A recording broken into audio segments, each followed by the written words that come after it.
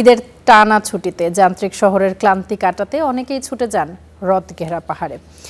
পর্যটকদের বরণ করে নিতে এরই মধ্যে নতুন সাজে সেজেছে রাঙামাটির পর্যটন কেন্দ্রগুলো। ঝুলন্ত সেতু, কাপ্তাই হ্রদ কিংবা মেঘের রাজ্য সাজেক, সবখানেই চলছে শেষ মুহূর্তের প্রস্তুতি। আবাসিক হোটেল এবং স্থানীয় বাজারগুলোতেও বইছে উৎসবের আমেজ। পাহাড়ের বাঁকে বাঁকে নানা রূপ, সাথে হ্রদের স্বচ্ছ শীতল জল, এসবের টানে সারা বছরই রাঙামাটিতে ছুটে আসেন পর্যটকরা। ঈদের সময় সেই ভিড় বাড়ে কয়েক গুণ। তাই তো পর্যটকদের বরণে চলছে শেষ সময়ের প্রস্তুতি। সাজানো হচ্ছে বিনোদন কেন্দ্রগুলো। রাঙামাটির ঝুলন্ত সেতুতে লেগেছে সংস্কারের ছোঁয়া।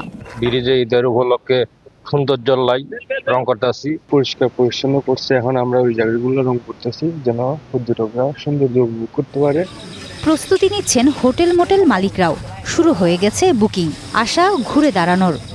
আমাদের যে অবকাঠামো এবং ঝুলন্ত সেতু সহ আমাদের মেরামত সহ বিভিন্ন রংকরণ কাজ প্রায় শেষের পথে, এবং আমাদের এই যে রুমের অগ্রিম বুকিং বা 80% হয়ে গেছে। আশা রাখি সামনে যে এই যে ঈদ উল ফিতর যে ছুটি উপলক্ষে একক সংখ্যক পর্যটক রাঙামাটিতে আগমন করবে। বিপণী বিতানগুলোতেও চাঙা ভাব, দোকানে দোকানে বাহারি পণ্য, আশা জমজমাট বেচা কেনার।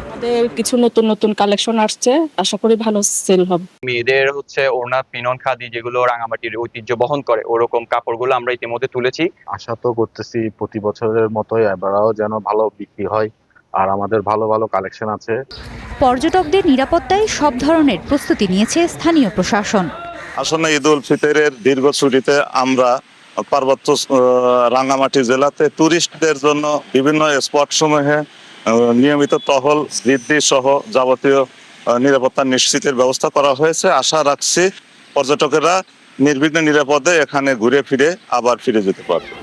ঈদের ছুটিতে রাঙামাটির বিভিন্ন পর্যটন স্পটে প্রায় 20,000 পর্যটক আগমনের আশা করছেন সংশ্লিষ্টরা।